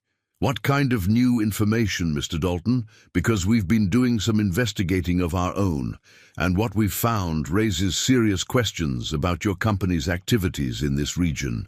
One of Dalton's men shifted in his saddle, his hand moving closer to his holstered pistol.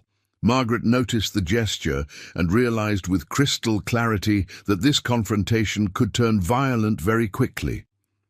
"Mr. Ridge," Dalton said, his tone becoming more threatening, "I warned you this morning about involving yourself in matters that don't concern you.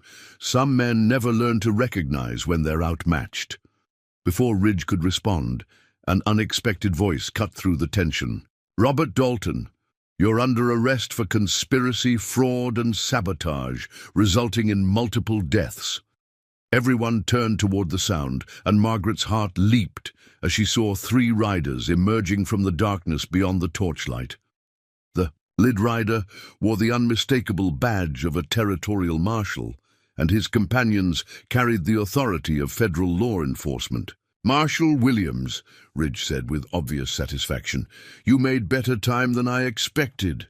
Dalton's confident facade cracked completely.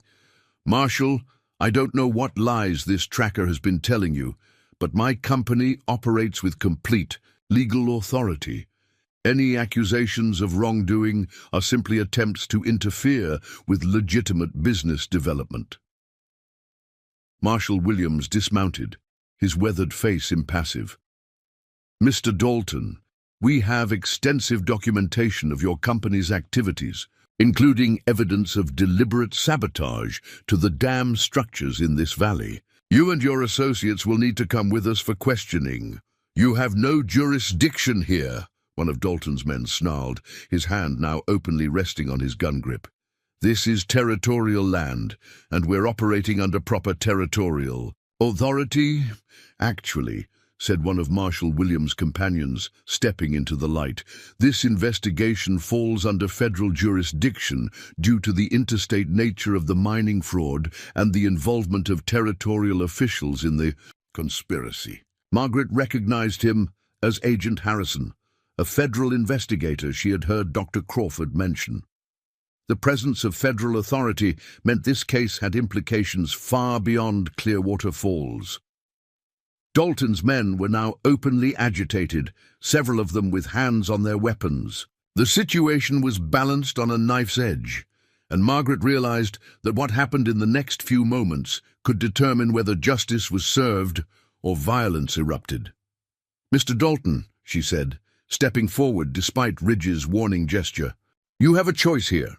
You can surrender to legal authority and face trial for your crimes, or you can resist and add armed confrontation with federal agents to your charges." Dalton's face twisted with rage. "You sanctimonious little fool.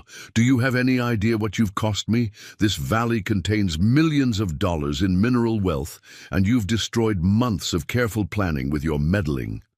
"Your planning included murdering innocent families," Margaret replied, her own anger finally breaking through her careful control.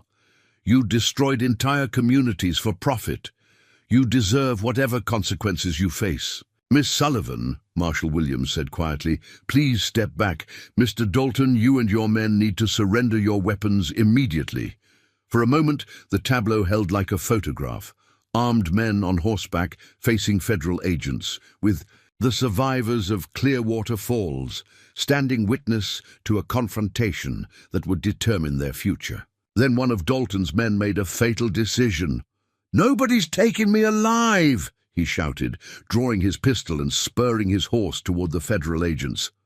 What followed happened with the violent speed of a mountain avalanche. Ridge's rifle barked. Once dropping the charging rider from his saddle, Marshal Williams and Agent Harrison returned fire as several of Dalton's remaining men chose violence over surrender. Nathan Cooper shoved Margaret behind a wooden beam as bullets whistled through the air where she had been standing. The gunfight lasted less than 2 minutes, but those minutes transformed the quiet mountain settlement into a battlefield. When the smoke cleared, 3 of Dalton's men lay dead or wounded.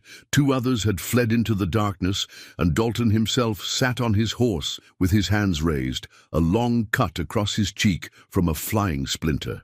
"It's over, Dalton," Marshal Williams said, keeping his weapon trained on the development company owner. "Your hired guns can't help you now." As the federal agents secured their prisoner and tended to the wounded, Margaret found herself sitting on the church steps, her legs too shaky to support her weight. The reality of what had just happened was slowly sinking in. Armed men had come to drive them from their homes, and people had died defending the right of a community to exist. Dr. Crawford knelt beside her, checking for injuries. "Margaret, are you hurt? That was incredibly brave, but incredibly dangerous." "I'm fine, Doctor," she managed, though her voice was barely steady. "Is everyone else all right?" "One of Cooper's men took a bullet in the shoulder, but it's not serious," Crawford reported. "Otherwise, we were remarkably fortunate." Samuel Ridge approached, reloading his rifle with practiced efficiency. "Miss Sullivan, it's finished. Dalton will face trial for conspiracy and murder, and with the evidence we've gathered, he'll likely spend the rest of his life in federal prison."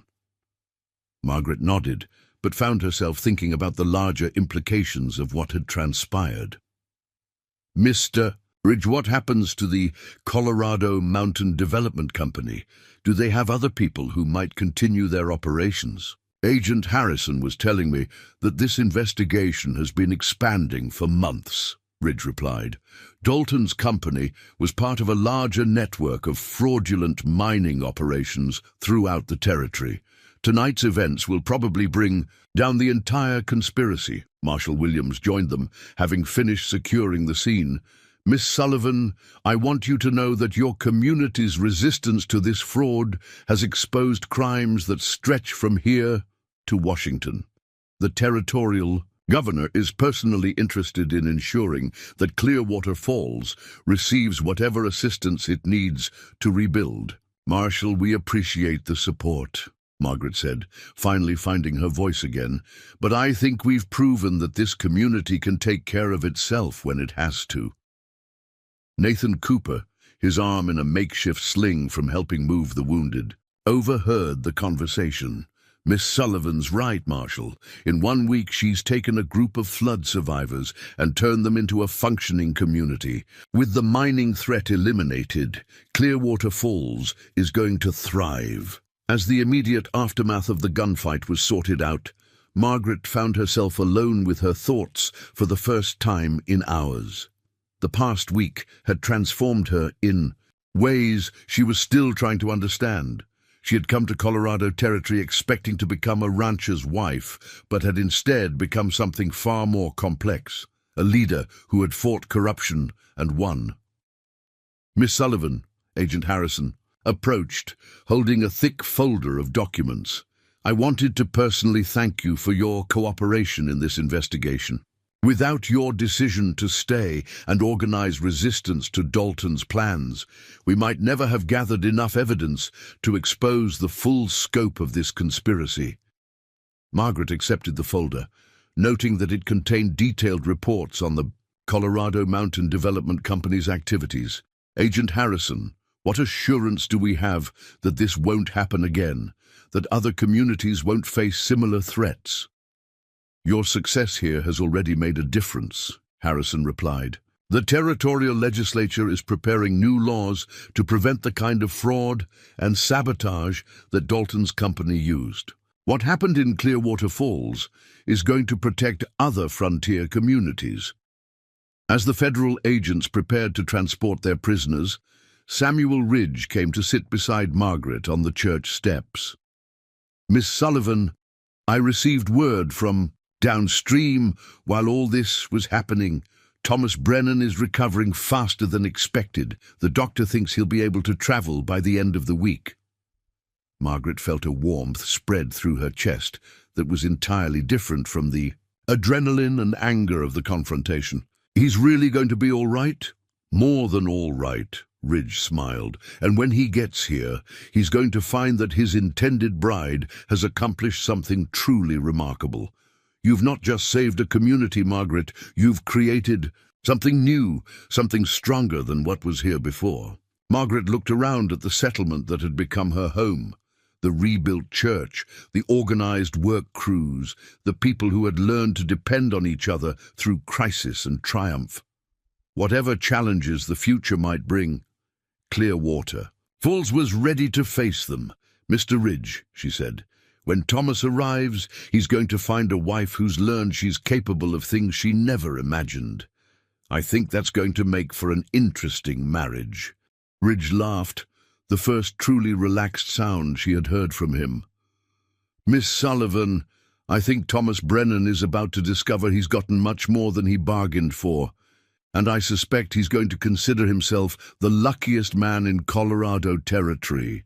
As the last of the federal agents disappeared into the mountain darkness with their prisoners, Margaret Sullivan stood on the porch of the Clearwater Falls Church and looked up at the stars scattered across the clear night sky.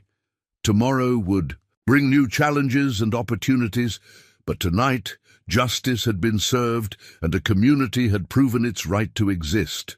The mail-order bride who had arrived to find devastation had indeed taken command until help returned.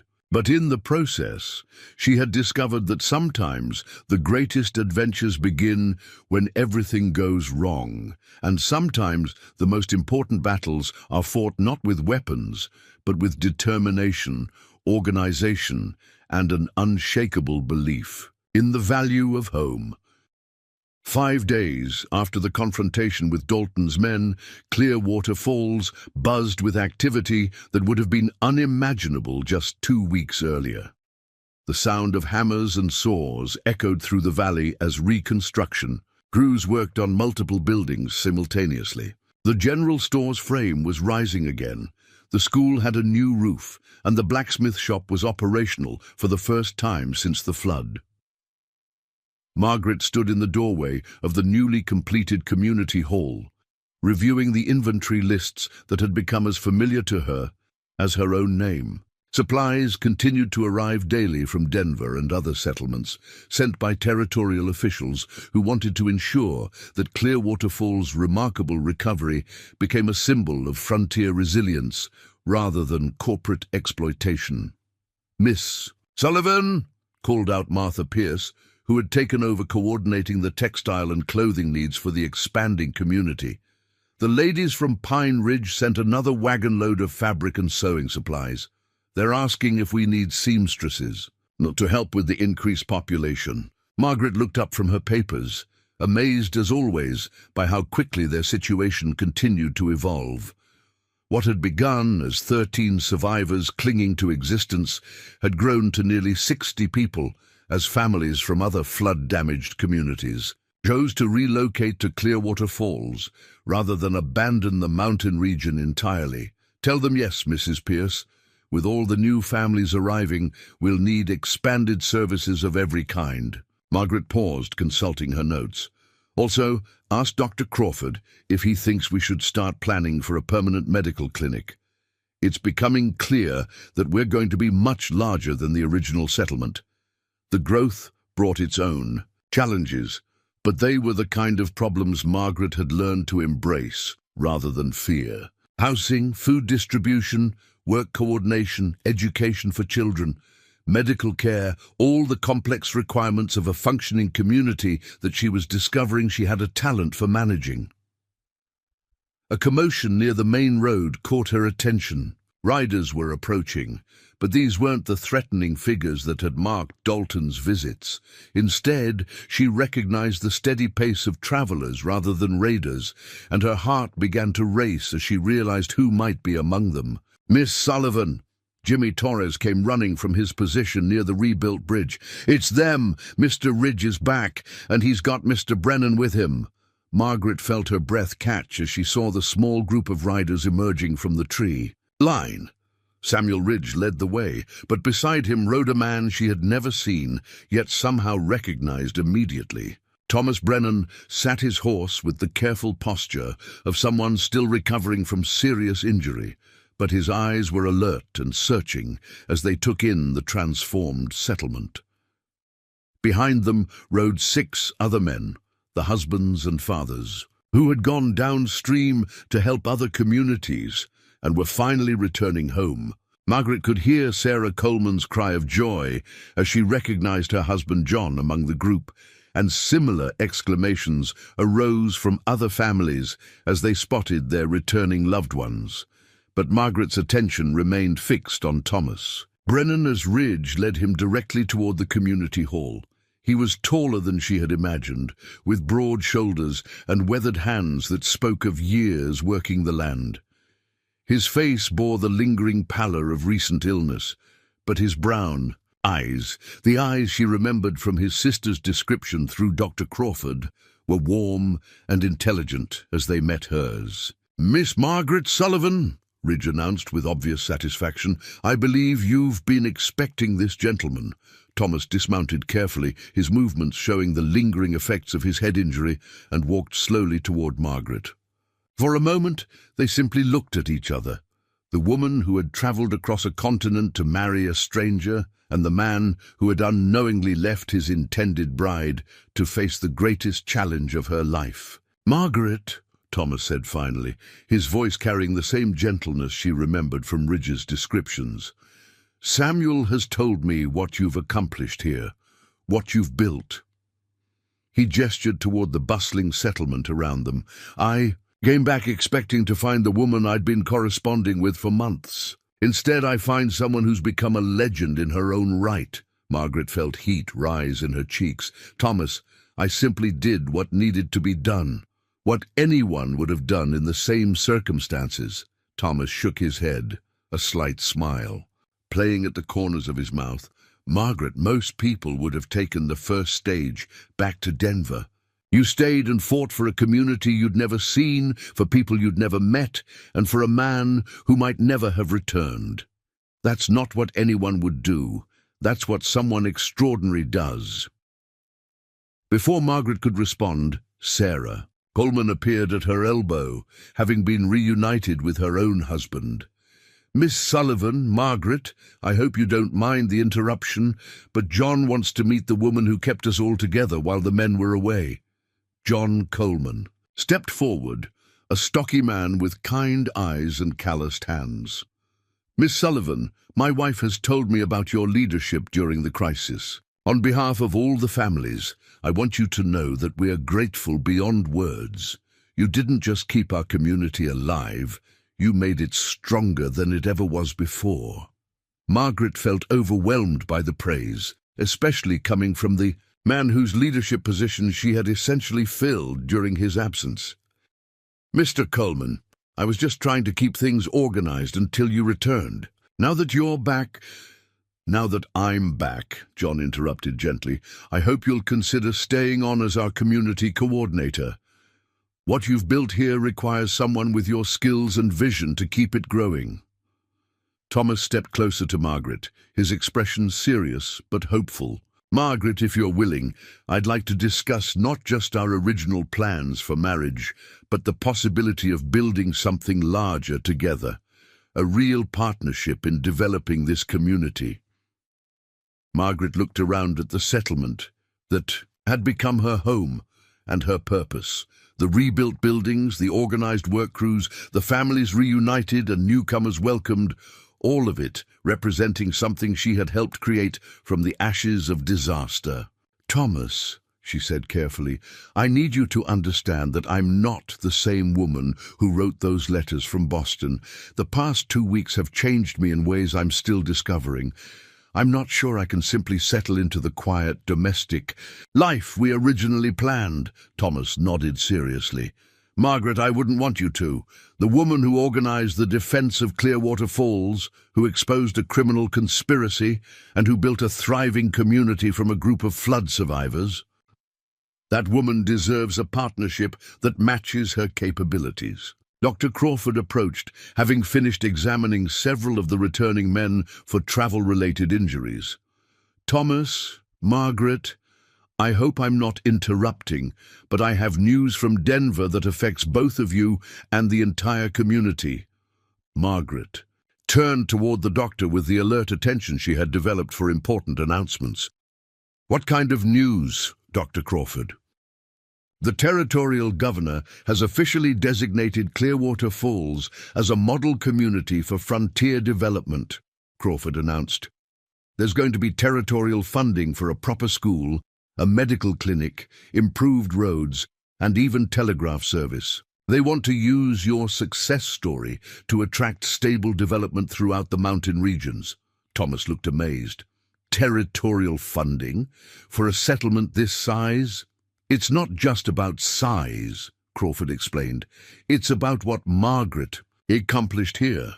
She proved that communities can resist corporate exploitation and build something sustainable when they're properly organized and led. The governor wants to replicate that success elsewhere." Nathan Cooper, who had been supervising construction work, joined the conversation. "Miss Sullivan, this also means we'll need to expand our planning significantly. If the territory is serious about making this a model community, we're talking about growth that could bring us to several hundred residents within a year or two." Margaret felt a familiar surge of excitement at the prospect of tackling such an ambitious project. "Mr. Cooper, do you think we can manage that kind of expansion without losing the community spirit we've developed?" "With the right leadership, absolutely," Cooper replied, "but it would require someone who understands both the practical aspects of development and the importance of maintaining the values that made this place special to begin with." Thomas was watching Margaret's face as she processed these possibilities, and she could see understanding dawning in his expression. "Margaret, you're not thinking about this as a challenge to avoid, are you? You're thinking about it as an opportunity to embrace." Margaret met his gaze directly. "Thomas, 2 weeks ago, I would have been terrified by the thought of helping plan a major community development. Today, I find myself wondering how quickly we can start designing the expansion and what resources we'll need to do it properly." Thomas smiled, the expression transforming his entire face. "Margaret Sullivan, I think I'm about to marry the most remarkable woman in Colorado territory. And I think our life together is going to be far more adventurous than either of us originally imagined." Before Margaret could respond, Samuel Ridge approached with an official-looking document in his hand. "Miss Sullivan, Thomas, I hate to interrupt, but I have something that needs to be addressed before any wedding planning begins." Margaret felt a moment of concern. "What is it, Mr. Ridge?" "It's a formal offer from the territorial government," Ridge explained. "They want to hire you as a community development consultant, Margaret. Your job would be to help other settlements that are facing challenges similar to what Clearwater Falls experienced." Thomas looked startled. "They want to hire Margaret specifically?" "Apparently, word of her success here has reached some very influential people," Ridge continued. "The territorial governor believes that Margaret's combination of organizational skills and community leadership could be applied to help struggling settlements throughout the region." Margaret stared at the document, her mind racing with the implications. "Mr. Ridge, are you saying they want me to travel to other communities and help them organize their development?" "Not exactly," Ridge replied. "They want you to establish a training center here in Clearwater Falls.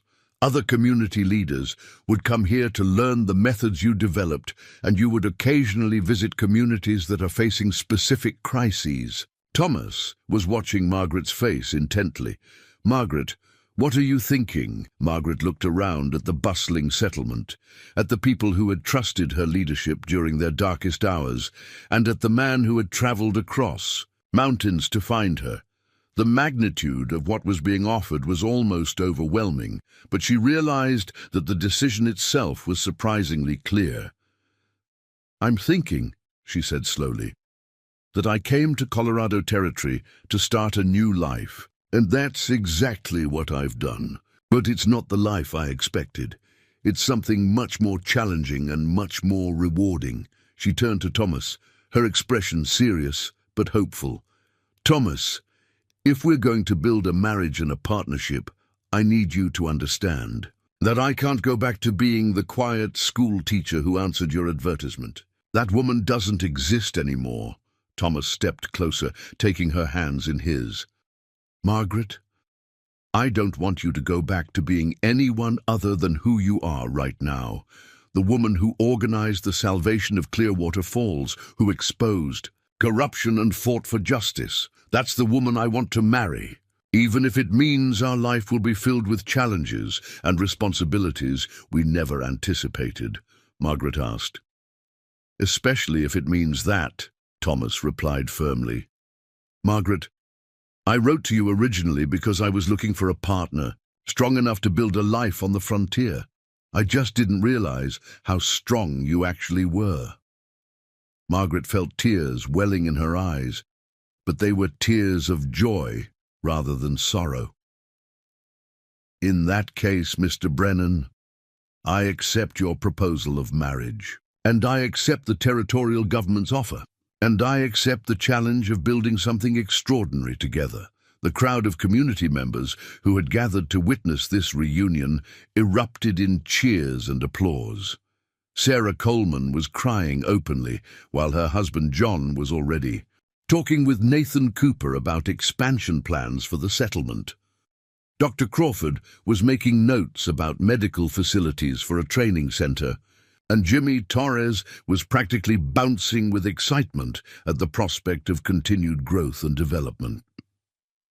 As the celebration continued around them, Thomas and Margaret found themselves in a moment of relative quiet, standing together while their community buzzed with activity and planning. "Margaret," Thomas said softly, "when I first wrote that advertisement seeking a mail-order bride, I thought I was looking for someone to share a simple ranch life. I never imagined I would find someone who would transform not just my life, but an entire region." Margaret smiled, feeling completely at peace for the first time since stepping off the stagecoach 2 weeks earlier. "Thomas, when I answered your advertisement, I thought I was seeking security and a quiet domestic life. I never imagined I would discover that I was capable of leadership, of fighting for justice, and of building something that could make a difference for dozens of families." "So, what do we do now?" Thomas asked, gesturing toward the thriving community around them. Margaret looked out over Clearwater Falls, the rebuilt structures, the organized work crews, the families reunited and the newcomers welcomed, the children playing safely in streets that had been underwater just 2 weeks ago. She thought about the territorial offer, the responsibility of helping other communities, the challenge of managing continued growth and development. "Now," she said, taking Thomas's hand and feeling the strength and steadiness that had drawn her to his letters in the first place, "we build something extraordinary. We create a marriage based on partnership and mutual respect. We develop a community that serves as a model for frontier democracy and cooperation. And we prove that sometimes the most important journeys are the ones that take us to places we never expected to go." Thomas squeezed her hand gently. "Margaret Sullivan, soon to be Brennan, I think we're about to embark on the greatest adventure of our lives." As the sun set behind the mountain peaks, painting Clearwater Falls in shades of gold and amber, Margaret Sullivan stood with her intended husband and looked out over the community she had helped save and transform. The mail-order bride, who had arrived to find devastation, had indeed taken command until help returned. But in the process, she had discovered something far more valuable than the security she had originally sought. She had found her calling, her home, and her true self in the Colorado mountains. And tomorrow, with Thomas by her side and a community full of people who believed in their shared vision, she would begin building something that would endure long after the floodwaters were forgotten and the threat of corporate exploitation was just a memory. The greatest adventures, Margaret had learned, began not with careful planning, but with the courage to stay and fight when everything went wrong. And the greatest love stories were written not in quiet moments of domestic tranquility, but in the partnership of two people working together to build something larger than themselves. In Clearwater Falls, Colorado Territory, in the year 1882, both adventures and love stories were just beginning. 3 months later, the morning sun streamed through the tall windows of the newly constructed Clearwater Falls Community Center, illuminating the detailed maps and planning documents spread across the large oak table that had become the heart of Margaret's operations. She stood reviewing the latest correspondence from territorial officials, her wedding ring catching the light as she made notes in the margins of a development proposal. "Mrs. Brennan," called out Elizabeth Harper, the young woman who had recently arrived from St. Louis to serve as Margaret's assistant in the Community Development Program. "The delegation from Silver Creek has arrived early. They're very eager to begin the training session." Margaret looked up from her papers, still adjusting to her married name after the simple but joyful ceremony that had taken place 6 weeks earlier. The wedding had been a community celebration, with families from 5 different settlements attending, to witness the union of the woman who had become a symbol of frontier determination and the man whose recovery had represented hope for all the flood survivors. "Excellent, Elizabeth. Please show them to the conference room and offer them coffee. I'll join them in just a moment." Margaret gathered the relevant training materials she had developed over the past months: systematic approaches to crisis management, resource allocation, community organization, and sustainable development that had emerged from her experience in Clearwater Falls. The success of their model community had exceeded everyone's expectations. What had begun as an emergency response to disaster had evolved into a comprehensive system for frontier community development that was being studied and replicated throughout the territory. Margaret found herself corresponding with community leaders from Montana to New Mexico, sharing strategies and troubleshooting challenges that ranged from water management to conflict resolution. Thomas appeared in the doorway, carrying a steaming mug of coffee and wearing the satisfied expression of a man who had just finished a productive morning's work. Marriage had agreed with both of them, though it bore little resemblance to the quiet domestic arrangement they had originally envisioned. "How are the Silver Creek representatives?" he asked, settling into the chair beside Margaret's desk that had become his unofficial spot during her morning planning sessions. "Determined but overwhelmed," Margaret replied, accepting the coffee gratefully. "Their situation is complicated. They have the flooding damage, but they also have territorial disputes with 3 different mining companies and a corrupt local sheriff who's been taking bribes to look the other way." Thomas whistled softly. "That's a more complex challenge than what we faced here." "Yes, but they have advantages we didn't have initially," Margaret pointed out. "They have 26 families committed to staying and rebuilding. They have documented evidence of the corruption, and most importantly, they have the benefit of learning from our experience rather than having to invent solutions during a crisis."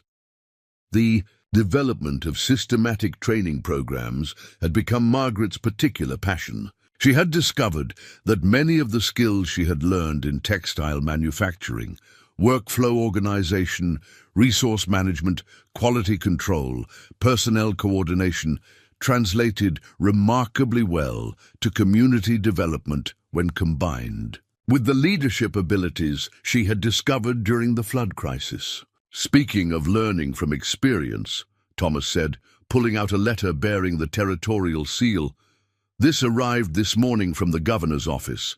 They want to discuss expanding the program significantly." Margaret opened the letter, her eyebrows rising as she read. "They want to establish 5 regional training centers across the territory, with Clearwater Falls as the headquarters. They're offering federal funding and legislative support." "That would mean traveling extensively," Thomas observed. "Months away from home, working with communities across hundreds of miles of territory." Margaret looked at her husband, searching, his expression for signs of concern or reluctance.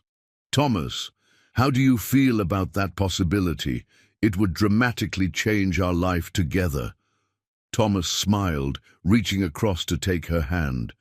"Margaret, 6 months ago I was a man with a modest ranch and dreams of a quiet family life. Today, I'm married to the most influential community development expert in Colorado Territory. I'm managing agricultural operations for a settlement of nearly 100 people, and I'm helping coordinate regional food distribution networks. Change has been good to us." Before Margaret could respond, Samuel Ridge appeared in the doorway, his travel-stained clothing indicating he had just returned from one of his frequent scouting expeditions. "Mrs. Brennan, Thomas," he greeted them with a nod. "I bring news from the eastern settlements. The situation in Pine Valley has taken a turn for the worse." Margaret immediately focused on Ridge's report. Pine Valley was one of the communities she had been corresponding with about potential development assistance, and she had been concerned about reports of corporate pressure similar to what they had faced from Dalton's company. "What kind of turn, Mr. Ridge?" "Armed intimidation has escalated to property destruction," Ridge replied grimly. 3 family homes burned last week, and the local sheriff claims it was accidental fires. The territorial marshal is investigating, but the community leadership is asking for immediate assistance. Margaret felt the familiar surge of determination that had carried her through the crisis in Clearwater Falls. "How many families are we talking about?" 43 families, including 18 children under the age of 12, Ridge answered. "They have good land, adequate water, and strong community bonds. What they lack is experience dealing with the kind of systematic pressure they're facing." Thomas was already reaching for the territorial maps they kept in the desk drawer. "Pine Valley is about 60 miles northeast of here. Difficult terrain, but accessible if we take the mountain route through Bear Creek Pass." Margaret was mentally calculating logistics, personnel, supplies, travel time, and the resources they could mobilize quickly. "Mr. Ridge, what's the timeline? How long do we have before the situation becomes critical?"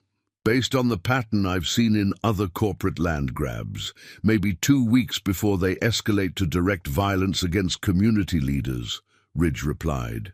"After that, families will start leaving rather than risk their children's safety." Margaret stood up, her decision already made. "Elizabeth, please reschedule the Silver Creek training session for next week. Send word to Dr. Crawford, Nathan, Cooper, and Ben Fitzgerald that we have an emergency consultation. Thomas, can you coordinate with the Territorial Marshal's office to ensure we have legal authority for intervention?" Thomas was already reaching for his coat. "Consider it done. Margaret, are you thinking of direct intervention or consultation support?" "Direct intervention," Margaret replied without hesitation.